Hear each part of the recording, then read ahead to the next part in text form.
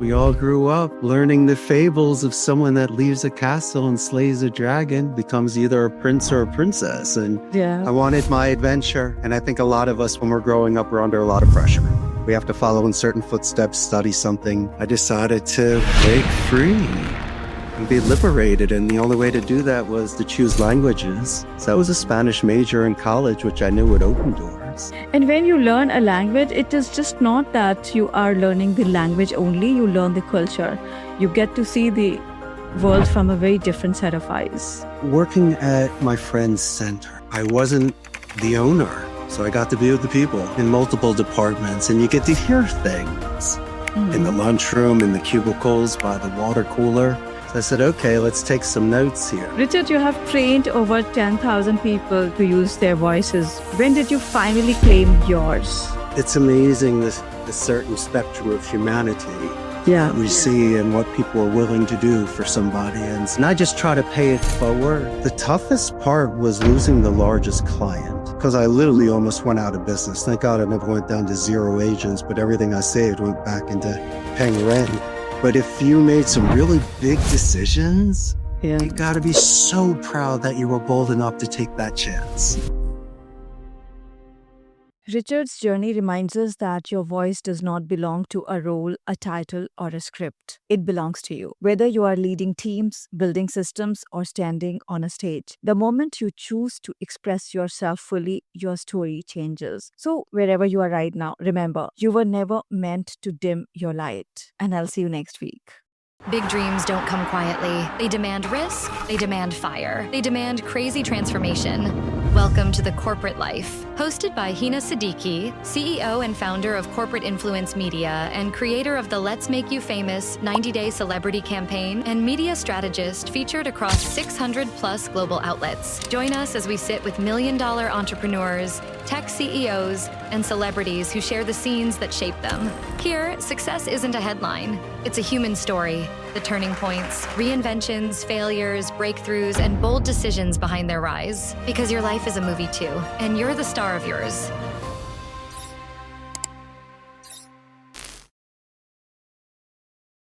Richard, your life does not feel like a straight line. It literally feels like a movie. A young man leaves home at 27, moves to Costa Rica, spends 2 decades shaping voices, and then launches a rock anthem called Shine Like the Sun. Let's start from there and tell us the story, the man who decided to shine even when the path was not obvious. We've all been dreamers.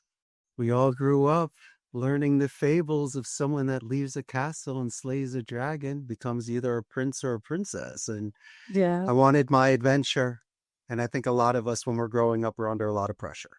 We have to follow in certain footsteps, study something, marry someone you don't love. Who knows? I decided to break free and be liberated. And the only way to do that was to choose languages. So I was a Spanish major in college, which I knew would open doors. And then at 27, I moved to Costa Rica. And, the rest is almost history. We can get into that in a little bit. But Shine Like the Sun.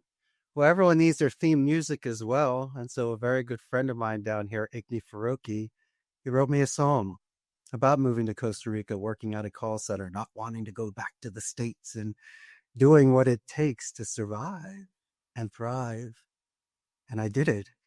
And then I had the honor of a collaboration with In Excess bassist Gary Beers, who laid some tracks for us and was able to work with us on this song. And it's just, to me, every time I hear it, I get chills. It motivates me to hit the gym or do something positive, and also a nice reflection of how far I've come. And so, I got very lucky to create that sort of project at a period of my life. Yeah, so call centers, like I have worked in call centers during the early years of my life. And I know that it's like very boring, it's mechanical, but it's really interesting that you are making your call center a very fun place.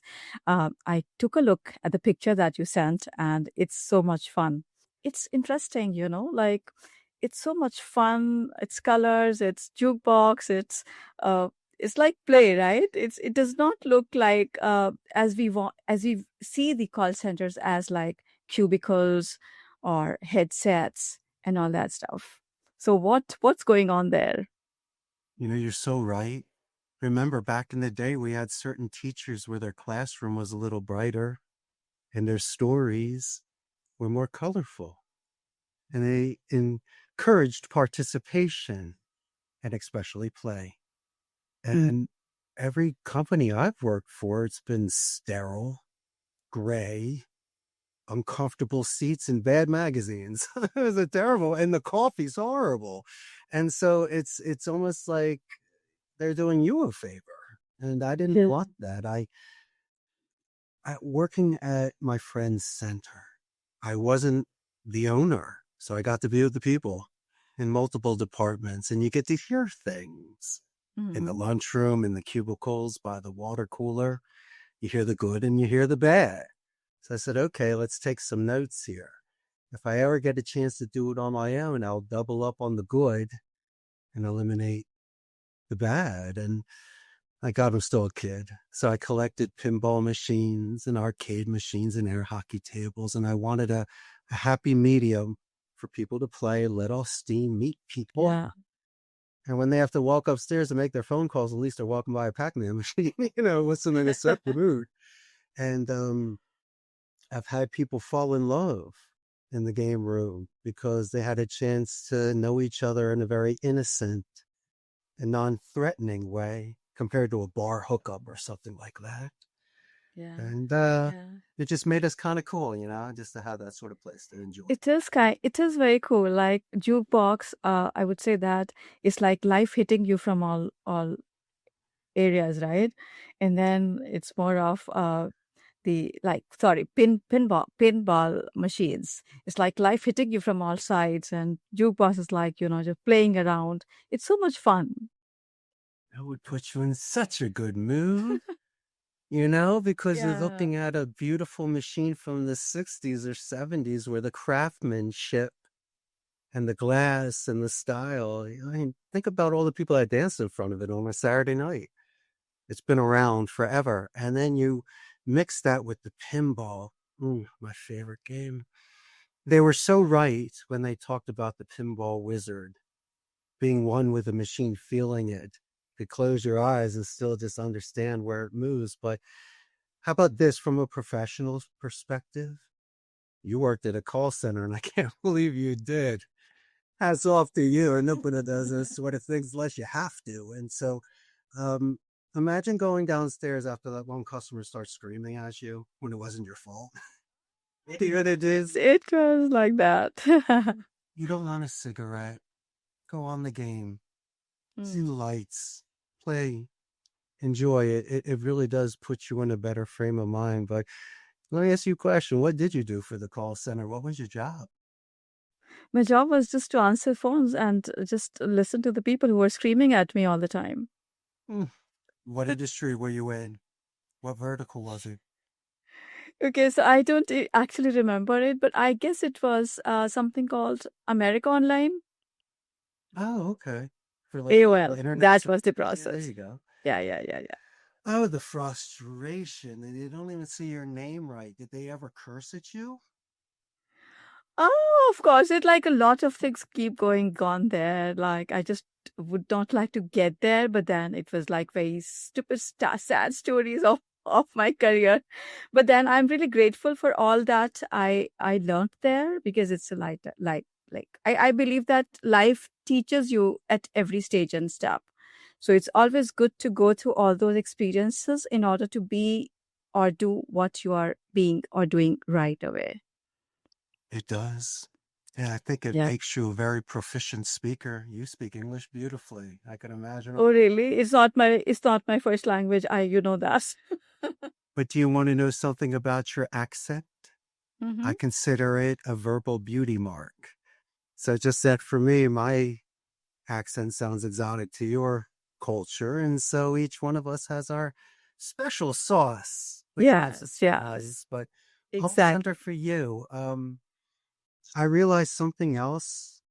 You could see it as a transitional job where someone like me I could see if I can adjust the industry just a little bit. You'll still be Yeah. employed, still making and receiving calls, but is there any chance we can loosen it up a bit and give it some wiggle? So at least it's not so rigid and it's not so rehearsed or just reading off and keep saying I'm sorry. What do you say? Yeah, yeah. So For no reason, right? You just need to keep saying thank you and sorry, and I don't really like to say all those things now. what I've learned is if you do extreme active listening, which you and I have to do on the phone, Of it course. reduces temperatures and people eventually, instead of the steam coming out of their ears, can start relating to you. And Yeah. but what confidence building, what a way to build your self-reliance and being stoic and being able to take it, deflect and give back. And so you have to admit we became much better speakers by Yeah, yeah. call center. Absolutely. And we build up that resilience. We learn a lot of skills that we need in life later.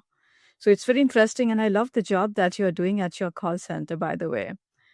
Thank you. Richard, you have trained over 10,000 people to use their voices. When did you finally claim yours? I think the first time I got a positive reinforcement from someone where I learned how to properly introduce myself to an adult. Like, Okay. hello, Hina, my name is Richard. Nice to meet you. People thought that was cute and would pat me on the head and go, "You're so nice." So I'm like, wait a second, really? They're like, "Get more ice cream or something." And so I realized that empathy, by just acknowledging existence, putting on a smile, giving them 30 seconds of me and you, let's just see where it goes. And Yeah.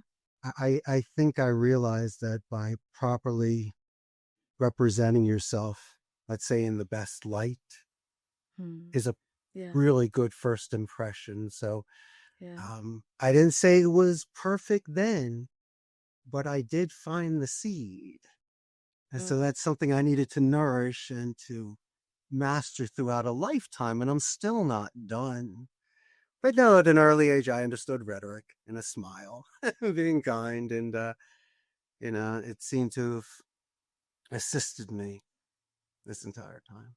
Yeah, yeah. And learn to use your own expression, and be very free with that. Express yourself. Sincerely, yes, but it makes you vulnerable, you know that. Mm. You might need to decide how much you share with somebody or how much you agree with them or how loud you want to laugh. But for me, I think there's maybe 20 easy topics, like the pinball and the jukeboxes. I can throw out there with anybody. If Mm. they love it, great. If they hate it, no big deal. And, Mm. it's just a matter of you and I sometimes talking about deeper subjects because of the confidence we have and the respect we Yeah. have. That's important.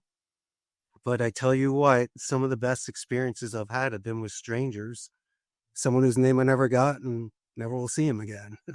But there's a moment I've had both of extreme laughter and joy, and I've had maybe another time where I just broke down.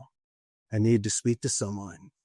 And it's amazing this certain spectrum of humanity Yeah. that we see and what people are willing to do for somebody. And so my friend, I just try to pay it forward in just a nice way, like passing Mm. the flame of a candle to another. Yeah. That's the only thing you can do, is just pass warmth and light. Right. Right. So was shine like the sun always inside you, or did it arrive later in life? That's a great question. Imagine sun behind clouds. So it was always suppressed by negative Nancy's or guilt and pressure. And almost like what school teaches you, even having to wear uniforms in a school, they wanted symmetrical. They wanted things to all be the same. And sometimes environments discouraged uniqueness. They either call that hyper, distracted, crazy. Yeah. Oh man, sometimes we're just poets. We see things a little differently. Doesn't mean I'm going to break the rules, but sometimes you need to lean to the side or loosen your tie. It just happens to be. But I was under an enormous amount of pressure to follow in family footsteps. And so my deciding to be a Spanish major was not only way against what was expected, it was from left field. They didn't realize that someone was going to bank their future in just a second language compared to economics or finance law. Yeah. But I was scared to death. I didn't have the grades. I didn't have the structure and maturity to study that stuff. I was still young. I had no idea. But I knew that Spanish to me was something I did outside the classroom. So if I saw that dedication, I realized I might even have a chance. Yeah. Yeah. It's interesting because I have learned French and I have stayed in France too, and like I speak French. And like I have a sincere love for languages. So it's interesting to see what you are saying. It's again this like when you get a voice, like language is just like a voice, which is not your cultural voice. It's something else, and you become somebody else when you use that, and then you actually get conditioned to that, and you start getting attuned to your own voice. I don't know if that makes sense.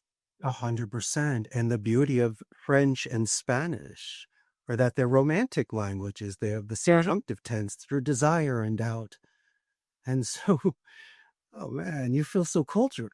You feel great. You could really express yourself. And when you read the descriptions of the paintings, or when someone speaks with you or shares an idea with you, I guess it's almost to me double.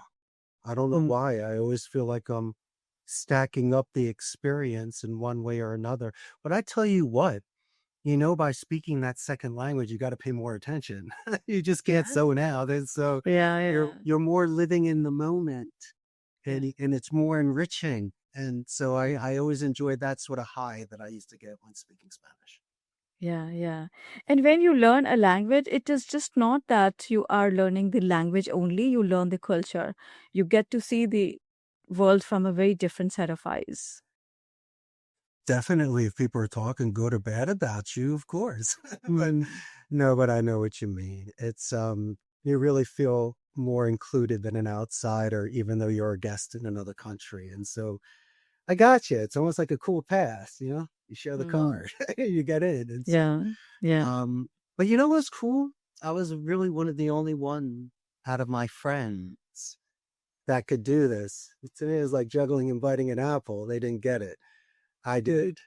I realized that it was going to open so many doors in one way. Yeah. Richard, what's your biggest fear? My biggest fear is not being fulfilled. If I really look forward to something and can't wait for it and I get disappointed, oh man, that makes me so sad. And so I'm just more fearful of the experience. Oh, death, I'm not worried about that. Money, I'm okay because the greatest experience that happened in life are free. Unfortunately, I've done well for myself where I'm cool. But it's just about the experience. I still want to have best friends. Okay. And I still want someone to put love into the meal that they're making. Or at least just in any way open doors for people and show that. So I look for little things. I just want fulfillment of niceness if I could find it.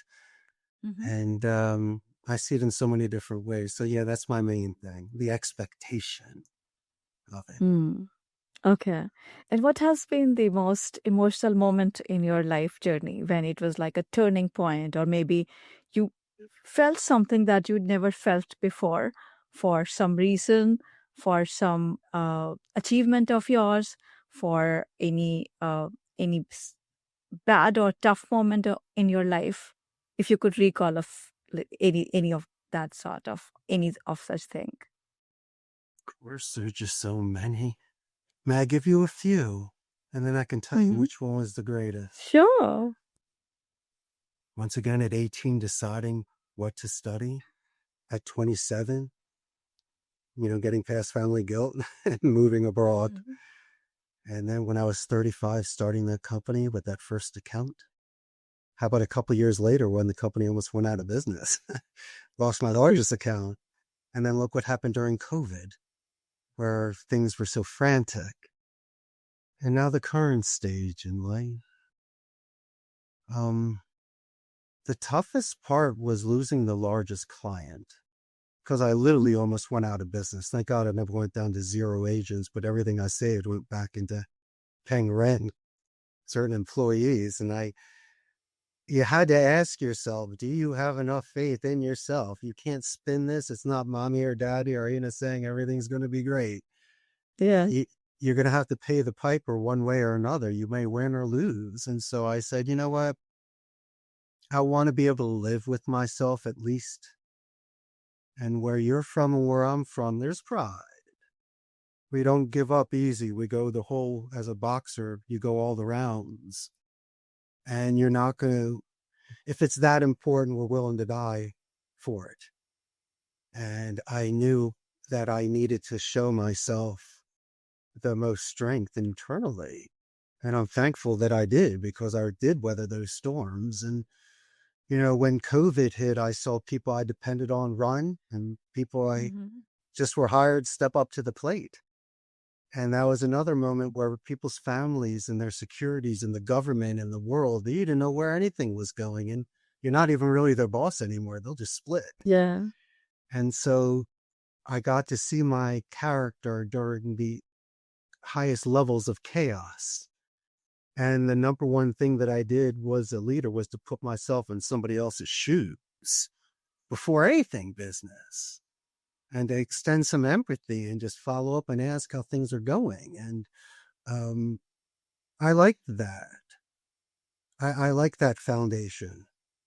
And that's what came naturally to me. No one had to remind me to do that. And now my stage in life now, I guess it's just kind of like what Steve McQueen said to Faye Dunaway in, you know, in the movie.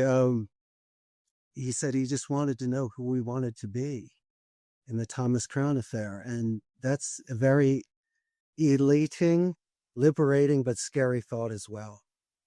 If you have the time and you have the ability to do things in life, what do you choose? Because you've always thought about it. Now it's time. Your Saturday has arrived. Yeah, I love that. I just don't want to waste this time. I've been waiting my whole life to go outside and play. And so I got to make sure I organize this moving forward too. And I hope that has answered your question in one way or another. Yeah, yeah.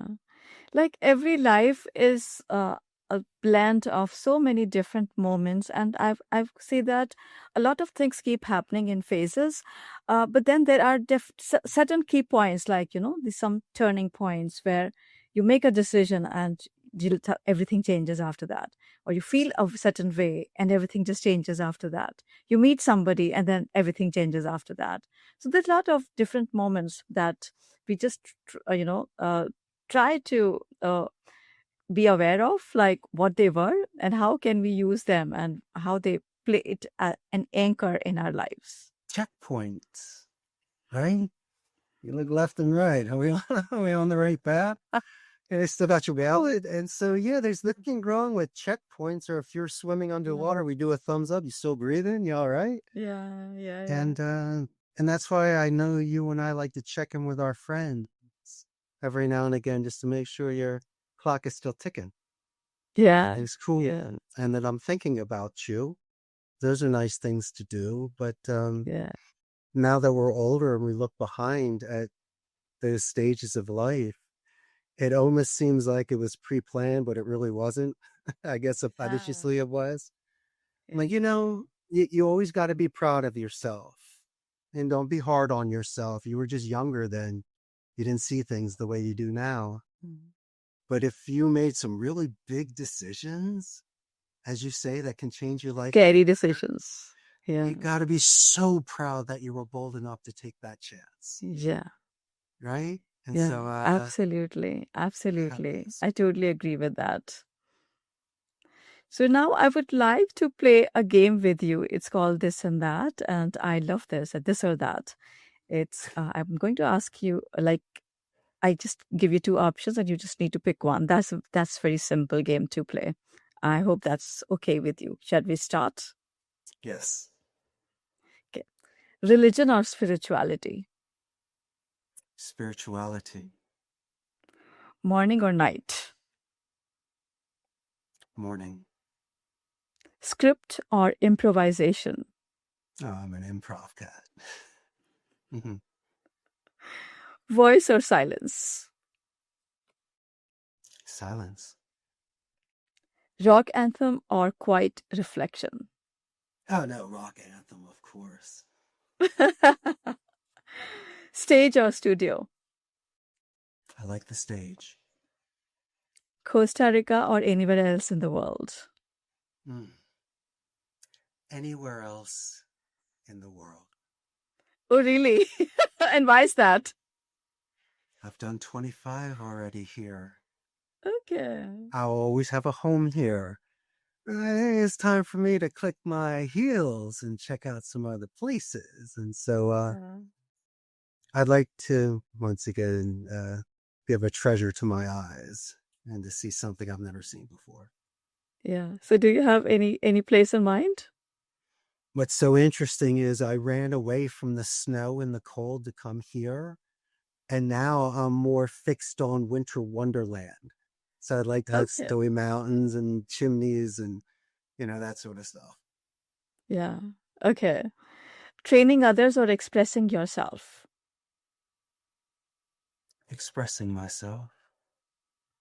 Headset or microphone? Microphone. Order or creative chaos? Order. Shine quietly or shine like the sun? Shine like the sun. That's brilliant. I love that. It's interesting. You played very well. Okay, good. Are there right or wrong answers to this? Did I pass the test? No. Of course not. Every right and wrong answer is just our heart knows the answer, right? And this is just the way to know oneself. Like when I'm asking you the questions, it's just basically so the audience can learn more about you based on the answers that you give. May I do a disclaimer, please? Sure. I didn't mean to, not think that Costa Rica is not the greatest place to be. I spent the majority of my life here, but Yeah. as you say, there's a walkabout, there's this vision quest and this spiritual journey, and as I say, there's places I've read, seen, or heard about that I definitely want to go visit firsthand, and to have that sort of experience, especially now as an adult. I totally look at it differently than trying to go clubbing all night in my 20s. It's different than those days. So, yeah. Yeah. Richard, if your life were a movie, what would the title be? I guess I would put in Shine Like the Sun, just like the Yes. song. So it makes sense. Yeah. What do you love most about your life? Being true to myself. Sometimes it's backlashed, but it was true to me, and it gave me direction and endurance and inner peace, because I know what makes me truly happy, as long as it's not offensive or holds anybody else back besides guilt. I think live and let live. And if there are certain people that have certain desires or ideas of where they need to be, as long as that bike is balanced and they're doing okay, I what a beautiful life. And so it was not easy, but in those quiet moments, I would look in the mirror and I'd say to myself, you keep going, boy. Don't you stop. And Yeah. and I hope that your audience, in their own time and their own pace, find that inner strength and balance to dip a toe in the water, to test things, to test themselves, and just to see how high and far they can go. And that's the greatest gift, is to see somebody else shining. And so it's not Yes. shine like the sun, Richard. It's you. So I can watch you shining and we can shine together. I'm just like, that I took a chance and the stars were aligned and the gods loved me. And something very nice happened in my life. And so I guess my final thought, my friend, is that it makes you very humble of how far you've come. And so it keeps me extremely grounded to where I am today. And today I'm on your podcast, so it's awesome. I had a great time. I'm having a Uh, great time too. Yeah, so those are some of my thoughts that I have in regards to that long journey that you may Yeah, have taken. yeah, yeah. As we're talking about this, I would like to add that it's so important in life to take some scary decisions, to make some scary choices, because otherwise the life will never change. Otherwise, life will change only, to some extent. But then, if you just would like to see it very different, like we are recording it in December 2025. So by the time it's going to be, uh, you know, to the people, like it would be released, it would be, I guess, January. And January is the best way, I mean, the best time to to see that where you're going. This, like, what do you want to achieve, really? And then you like just sit with yourself and think about it, like where you want to go and what scary choices you need to make for that. But why scary though? Are you scared of having fame and success and fortune? Scary means that it's always scary to come out of your comfort zone for most people. It's always it's always scary. I remember that when I left my corporate job in 2015, I was working as a French translator and interpreter in a French multinational company in India. And then it was a very difficult decision for me that, okay, from this year onwards, I just want to leave everything behind and pursue what I want to do, pursue my own dreams and goals. That was scary because you need to pay bills, you need to do a lot of stuff, and you don't know. It's an unknown path. Like you just, you head to to an uncertain path. So of course it's scary, but then it's so worth it if you just put in the right amount of time, energy, and focus into it. Hmm. And you were building on momentum. You wanted to do something different. So you had a purpose. And Yes. maybe you did some due diligence or you looked into something before you moved somewhere. Like people that travel and go to youth hostels, they look up the next one in the next town, at least as a start. Mm. Yeah. And you probably downsized to move light and to keep your expenses light, which most people do. Mm. And then you learn the local restaurant, or not restaurants, like supermarkets and farmers markets, and you learn how to cook, Mm. and you go back to the basics, and but you're probably the happiest of your whole life because you're free. But You're free. Yeah, exactly. Freedom is everything. Like for me, the freedom is the key word. freedom to do. And aren't you glad that you took that decision? Yes, of course. Like, I think that I'm so proud of that I made that choice in that at that time, and that the journey was not very easy. But now when I look back, it's so worth it. Those experiences. It's not like Hollywood. I don't know what you Yeah. think. Really, you have to go on a serious journey through these things, and you're constantly Yes. testing yourself. Yeah. But the most important thing as well is I love to hit the gym. I have a very nice diet. I like my protein and creatine. Mhm. You have to take care of yourself. You need to be on a good sleep cycle. You need to rest when you need to. You need to eat. Yeah. I'm not trying to sound like your mother, but I'm just saying that, yeah, Yeah. you're going to burn yourself out if you don't take a time out every now and again. And so I didn't want to feel guilty or that I was holding back from my job. I'm no good if I'm sick. So there were certain times I put everything away just to Yeah. recharge. Yeah. Yeah. And every life is a movie, and you're the star of yours. So I want to say that make it a blockbuster movie. Yeah. Well, it's good. It's a good one. You got arcade games, you got adventure, you got Yeah. getting away from parents' guilt, not doing it in Yes. school. That's all fun stuff. I don't know. It's all fun stuff. If you're into childish 80s B movies, I'm your guy. Richard, what message would you like to leave the world with? Is to make others happy. Because if it's just a happy circle, it'll come back to you. And that's the most important thing. Yeah. Not think of others first, but if you're feeling good, if you're having a good day, you're whistling and your hair looks great, and you walk in and go, what's going on? Just make other people happy. Let them know they make the best cookies in town, or how beautiful that storefront that you did that really looks nice, or just, compliment the things that they're proud in. Pay attention to the small details. And so, yeah, Yeah. just pay it forward by making people happy. And if you do, Yeah. then your days will be much brighter. Yeah. What goes around comes around. Sometimes. Sometimes it's just a straight line. Sometimes they'll take all your food and give you neck and back. And you're like, all right, what the. But no, guess what? Strangers or friends you haven't met yet. So there's a lot of times you recognize the same face, or somebody like, who are you, young man? You're so nice. You make someone's day.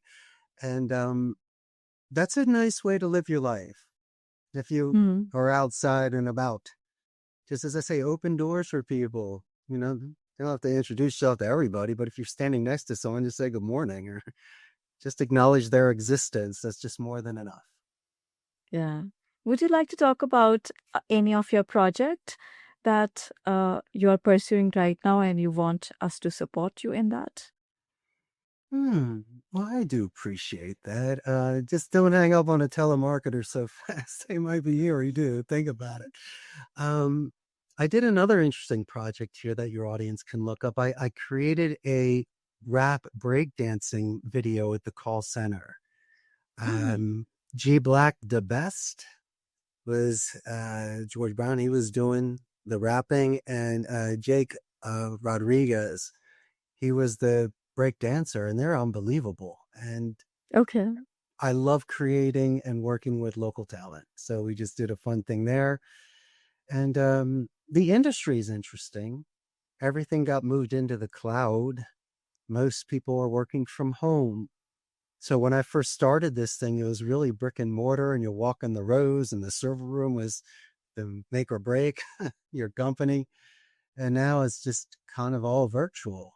And what was one of my greatest strengths was the synergy, because the game room's empty now and no one's even in the office. And so you see the past of the party of when people were making best friends and high-fiving, and you had friends at the call center. We all did. You miss those people. It's different. I know there's convenience of working from home, and I understand the time and transportation and money, but there's nothing better than you and I sitting next to each other all day having the best. Absolutely. Yeah. And so I miss that. Maybe I'm old-fashioned, but that was the one part of the industry, my friend, that I felt I had control over. The rest is just technical or expected, but the one fun side was what we create together. And so it's not as easy as it once was, and I'm trying to adapt accordingly. But I'm just letting you know that there's nothing better than a painting. It crushes a print. And if you can see the live theater compared to a movie, I know you got the bells and the whistles, but if you're seeing somebody playing a violin in the local plaza, or you go to live theater, or you're at a museum and you see the brushstrokes, that's still humans, and AI will never be able to replace that. There's that Exactly. electromagnetic transfer that humans do. And I just wanted to do that through speech and through environment. And I'm just hoping that people, when they're by themselves, are still, as I say, when they leave their house and they interact with others, as you said earlier, my friend, using the skills that we learned at the call center to make our lives more effective and better and clearer. So that's what I'm hoping that I accomplished. That's interesting. And where can we find that?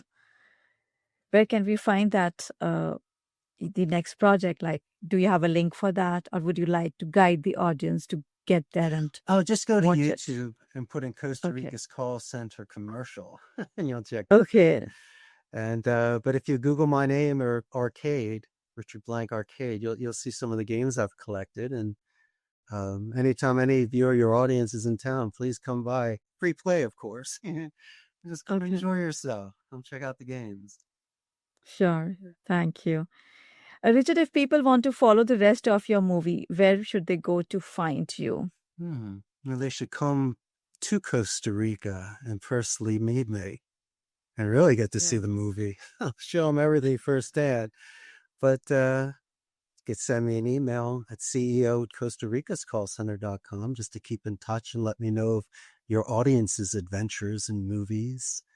But I'm not done yet. As I say, I'm looking to do projects outside of the call center industry. So you'll see some things coming up in the near future. Thank you. It was fun talking to you, and thank you very much for coming to the show. I had the best time today. Thank you. This is The Corporate Life. More stories, more insight, more truth. Until the next episode, stay curious. Don't forget to subscribe.